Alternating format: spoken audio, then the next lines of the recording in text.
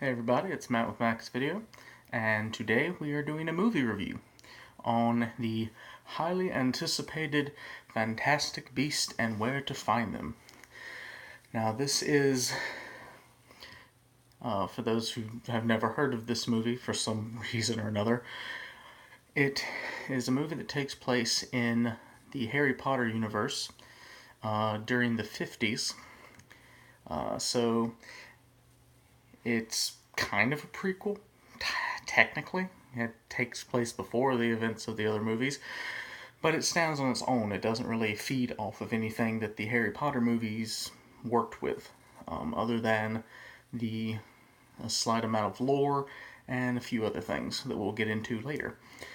But this movie is based off the textbook in Harry Potter, Fantastic Beasts and Where to Find Them, which is the magical creatures class textbook. And the movie itself follows Newt Scamander, who wrote the book, as he travels to New York in search. Well, technically, he's there to return a magical creature to America that was taken from its home. And so he's gone to America, and while he's there, things get crazy. Some beast escaped from his magical suitcase where he keeps all of the magical beasts that he has collected and researched. And that's the base premise. Now, a lot of other things happen in this. We'll just start at the beginning. Slight spoiler warning, I'm not going to give you any key plot devices because it's a great movie and I want you to watch it yourself. We start the movie with kind of a what's going on in this time period sort of thing. For those of you who are familiar with the Harry Potter storyline, this is the time in which the Dark Wizard Grindelwald is kind of wreaking havoc across Europe. This Grindelwald was a companion of Dumbledore in their childhood. He became a Dark Wizard, and he is kind of on the run at the time, so nobody knows where he is. And that's what you get in the beginning, is kind of explaining that concept to you of he's on the run, and then we go with Newt's happenings. When he gets there, he is kind of walking around. He goes to the bank for one reason or another. Actually, he's chasing down one of his magical creatures when he's in the bank. And he comes across Jacob, who is a muggle, or as they call it in this movie, no-maj, which is the American term for muggles. I don't know how I feel about that, to be quite honest. It works, I guess, but when you've had muggle drilled into your skull for 20 years, you're just used to it. But, hey, you do what you do, JK. You do what you do. Anyway, he's a no-maj that is at the bank to get a loan, and he gets dragged into Newt's shenanigans and craziness. And then you meet Tina, who works for the Magical Congress of the United States of America, which is the American equivalent to the Ministry of Magic, who is headed up by the president. I cannot remember her name to save my life. Anyway, but to go into her would be giving spoilers anyway, so when I do this, darkness comes.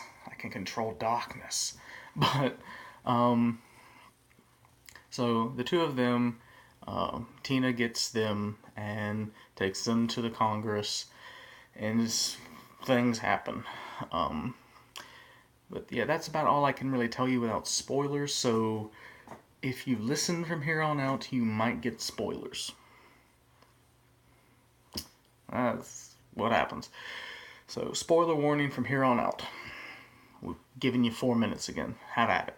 But so, at this point, Tina takes them to her place, where they meet her younger sister Queenie, and at this point, four creatures out of his magical suitcase have escaped, and so pretty much the point of the movie at this point is finding them and the craziness that happens from there.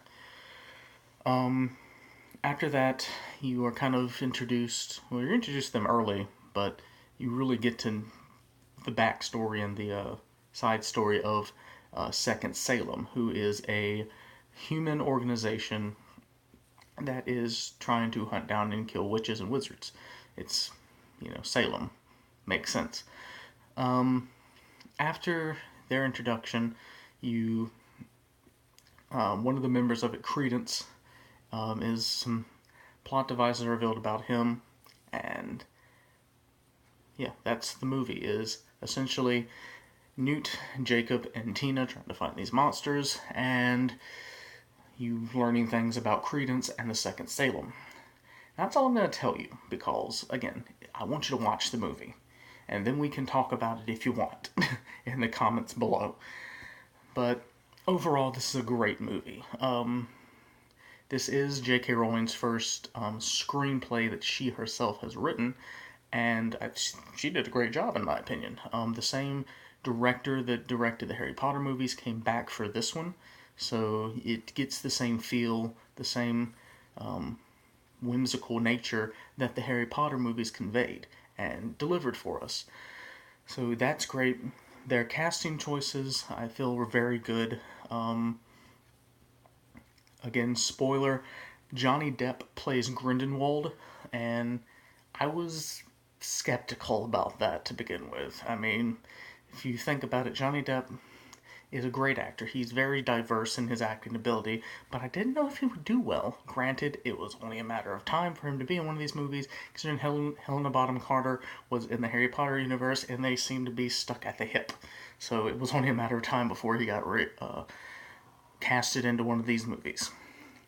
Also, all the other actors and actresses that played in here did fantastic jobs.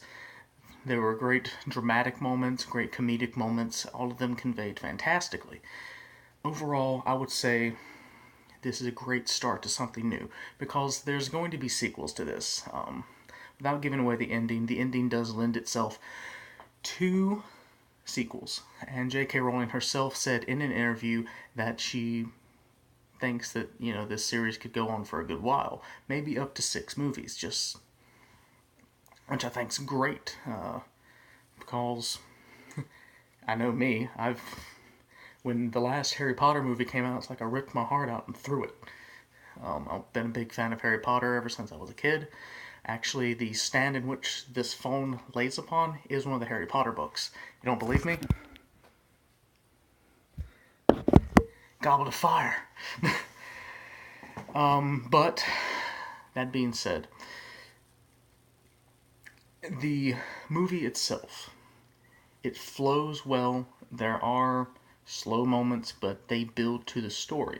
So I don't mind slow moments in movies as long as they build the final product, which they do.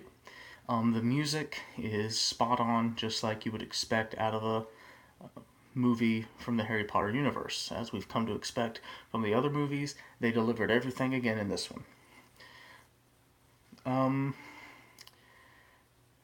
That's essentially all I can really say about this without giving too much away. Like I said, see the movie. If you want me to explain something, or you want to just talk about something in the movie, leave it in the comments below. Overall, fantastic movie. I've said it like 7 times now. I don't care. It's great. Watch it. Go to the movies. Watch it. It's worth it. I went and saw a matinee for $7. Worth it. Worth it by far. Then again, I am a nerd, so there's that. But,